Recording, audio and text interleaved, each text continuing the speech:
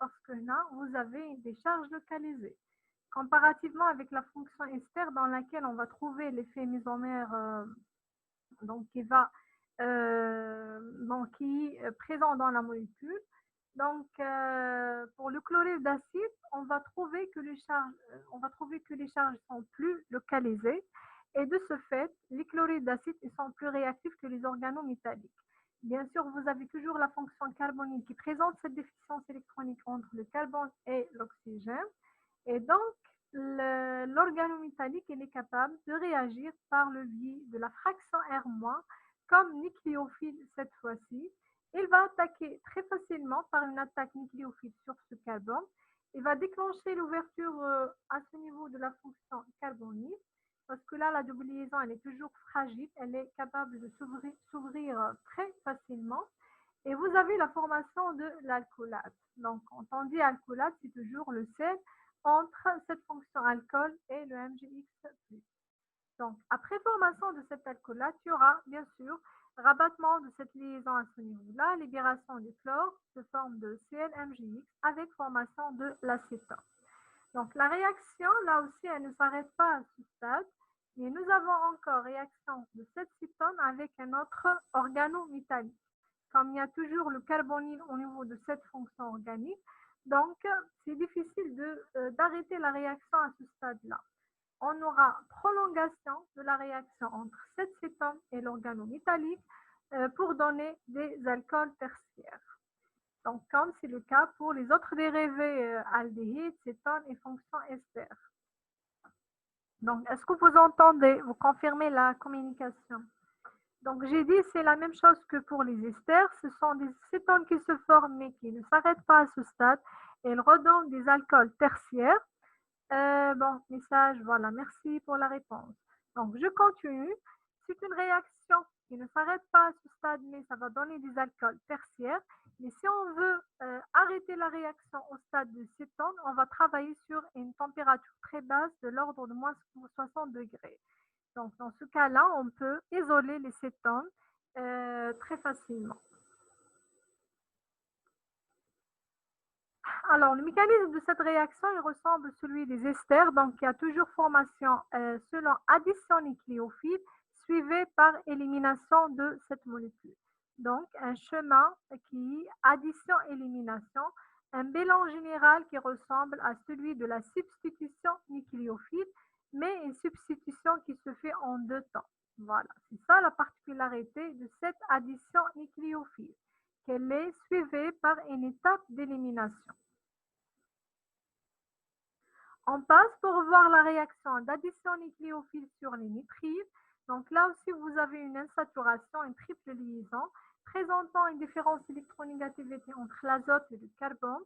De ce fait, le carbone est chargé positivement. L'organométallique est capable de réagir sur le nitrile, donc par le biais du R-, qui se comporte comme un nucléophile, attaquant très facilement ce carbone.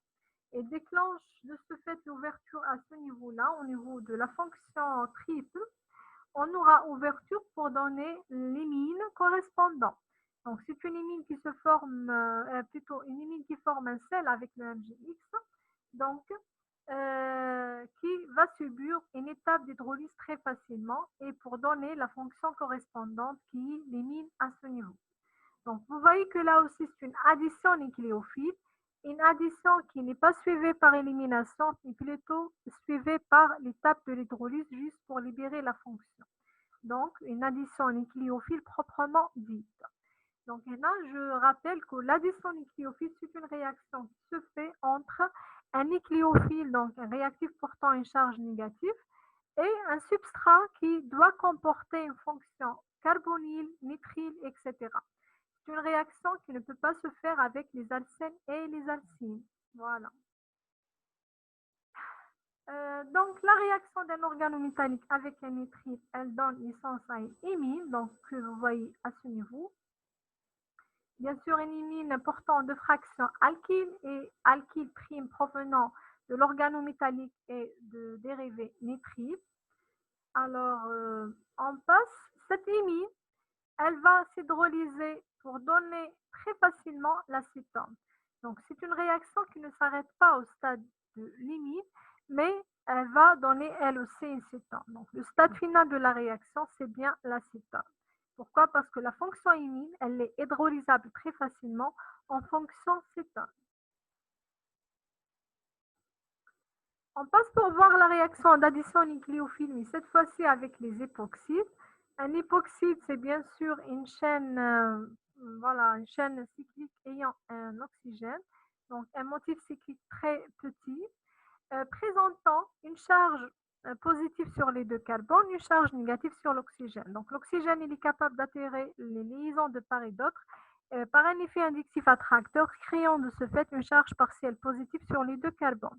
Donc chaque carbone, il peut subir l'attaque nucléophile par cette R-. Ça va déclencher, donc je parle de l'attaque nucléophile, il va déclencher l'ouverture de cet époxyde et il va donner la formation de l'alcoolate que vous voyez ici. Une alcoolate qui va subir par la suite l'hydrolyse pour former l'alcool, mais là, j'insiste, c'est une alcool primaire. La particularité de cette réaction des organométalliques avec l'époxyde, c'est la formation de l'alcool primaire. Donc là, ça va vous aider dans les CRTD à établir, par exemple, le produit de départ si on veut dire que le produit de la réaction, c'est une alcool primaire. Donc c'est pour ça que j'insiste, il faut bien voir les produits de réaction, il faut également distinguer la classe chimique de chaque fonction. Une alcool primaire, secondaire ou tertiaire, ça permet de nous renseigner sur la nature du réactif de départ. Le bilan de la réaction, bon, plutôt le mécanisme est toujours une addition nucléophile. Voilà, donc les réactions les plus importantes concernant les organométalliques, ce sont l'addition et la substitution. Pour l'addition, c'est généralement addition nucléophile. Elle peut être suivie soit par l'hydrolyse, soit par une réaction d'élimination, comme dans le cas des esters et les chlorides d'acide. Voilà, donc il faut bien apprendre ce schéma réactionnel. On passe maintenant pour voir les organométalliques qui sont symétriques, donc qui sont peu importants comparativement avec les organométalliques mixtes. Et là, on va prendre le cas des organocadmiens. Donc, un exemple très simple. Ce sont des dérivés qui présentent la formule générale R, cadmium R. Donc, vous voyez que le cadmium, qui est le métal de transition, ici le métal lourd, c'est un métal qui présente deux liaisons avec les deux carbones. Donc, de part et d'autre, vu la valence qui est double. Donc, pour les dérivés organométalliques qui sont symétriques, vous devez déjà avoir un métal ayant une valence double. Pour avoir les deux radicaux alkyles de part et d'autre, et sont moins réactifs que les organométalliques de façon générale, et donc moins réactifs que les organomagnésiens que nous avons traités tout à l'heure. Donc, une seule spécificité concernant ces dérivés-là, c'est qu'ils sont capables de réagir avec les chlorures d'acide pour donner des cétones, mais là, ce sont des cétones qui sont stables, c'est-à-dire que le stade final de la réaction, c'est l'acétone, et que cette cétone, elle n'est pas capable de réagir avec une autre dérivée organométallique. Donc là, ça nous présente un avantage par rapport à la réaction des organomagnésiens.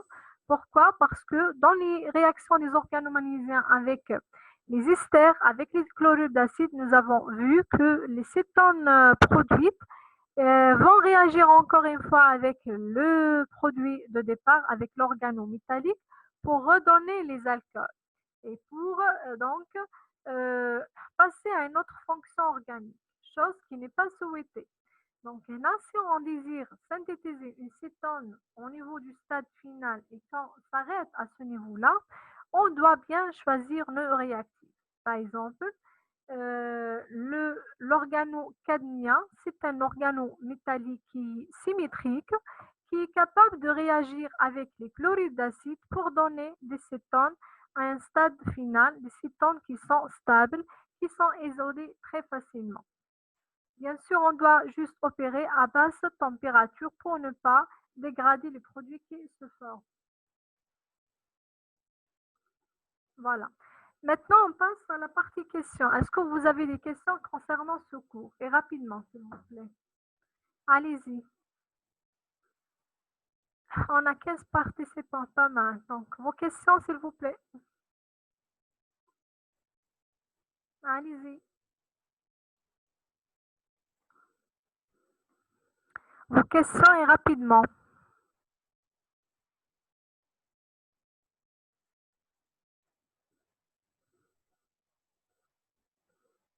Est-ce qu'il y a des questions concernant ce cours avant d'entamer la séance TD pour demain?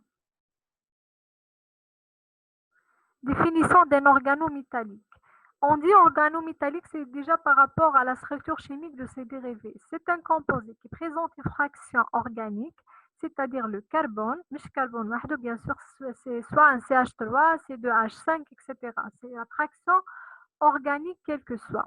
Et vous avez métallique, c'est par rapport au métal de transition, c'est un métal lourd, donc un mercure, un magnésium, cadmium, le zinc, etc.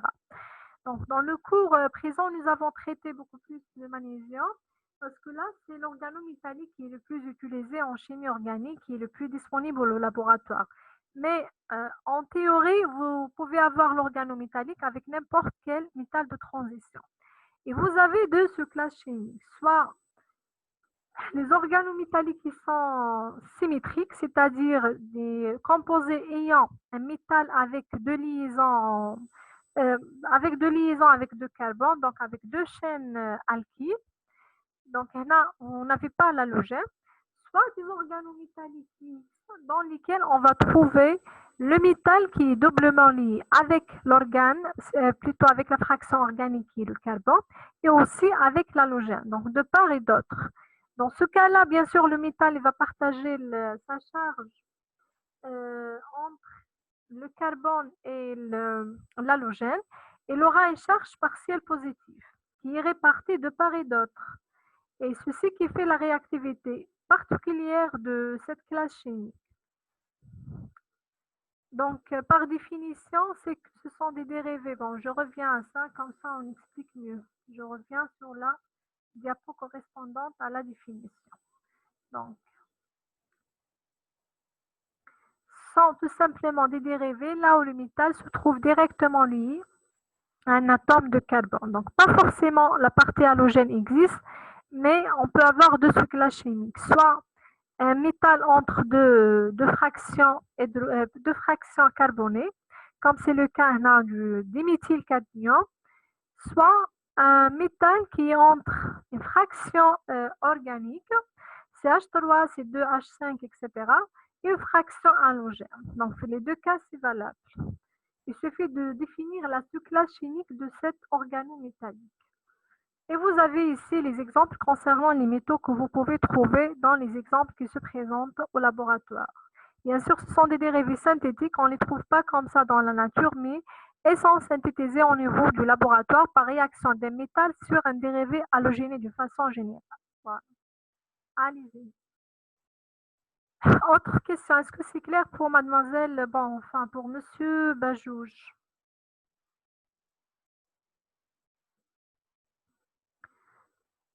Alors, oui madame, très bien. Donc, autre question. La demi-réaction d'organométallique avec l'acétone. Donc, on reprend ça rapidement. Vous avez l'organométallique avec l'acétone. Donc, c'est à ce niveau. Non, c'est ça. Patientez, s'il vous plaît. Donc, voilà, on parle de ça.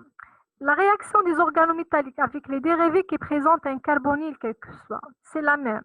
Donc, que ce soit une aldéhyde, une cétone, un formaldéhyde ou même un dioxyde de carbone, c'est toujours le même schéma réactionnel.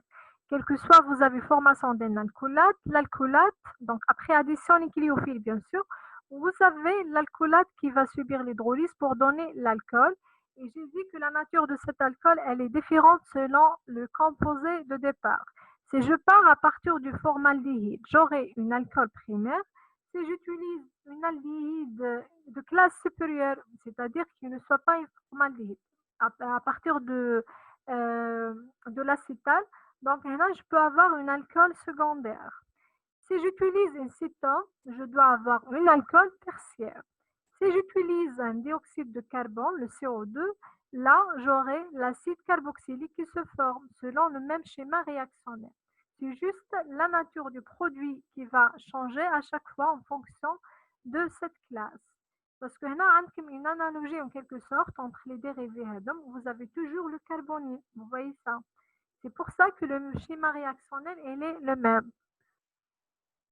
Alors, pour l'H2O, c'est une étape d'hydrolyse qui doit suivre presque la majorité des réactions, sauf les cas que nous avons vus tout à l'heure. Dans la réaction avec les esters, nous n'avons pas cette étape d'hydrolyse. Mais plutôt, dans la réaction des esters, l'acétone formé, elle va réagir avec le dérivé organométallique pour donner l'alcool. Donc, pas forcément une étape d'hydrolyse. L'hydrolyse, ça intervient à chaque fois où on aura besoin de libérer la fonction organique. Si la fonction organique elle est libérée dès la première étape, pas forcément de réaliser cette hydrolyse. Donc, bon, c'est déjà expliqué dans la diapo. Bon, l'hydrolyse, on parle de ça. À chaque fois que vous avez formation de cet alcoolate, vous devez avoir cette étape d'hydrolyse pour libérer la fonction. When le sel هذا, vous devez avoir l'étape de l'hydrolyse. Bon, on peut prendre l'exemple. Au niveau de la première étape, on n'a pas l'hydrolyse parce qu'on a des éliminations à la fraction et des formations directes de cétone. Donc, là, l'hydrolyse n'est pas indispensable. Par contre, l'acétone, quand elle réagit avec l'organométallique, elle libère l'alcoolate qui, lui, doit être hydrolysé. L'alcoolate, comme s'il contient la fonction organique, mais qui n'est pas libre, elle n'est pas à l'aise. Donc, on doit libérer le OH. Comment? C'est par le biais de l'hydrolyse. Alors, un DNCL, de l'H2O, j'aurai la fonction correspondante. Alors, autre question. Et rapidement, parce qu'on n'a pas assez de temps. Allez-y.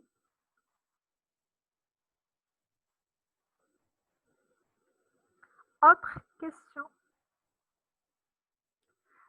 C'est clair, monsieur Bajouge?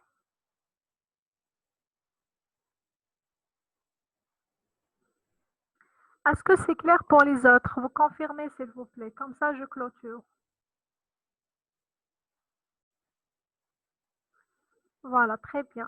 Donc, pour autre question, vous avez la possibilité de les poser demain dans la séance TD. Nous avons une séance de TD entre organométalliques et les dérivés halogénés. Par la suite, nous avons un cours sur les alcools finaux. Voilà. Donc, à demain, Inch'Allah.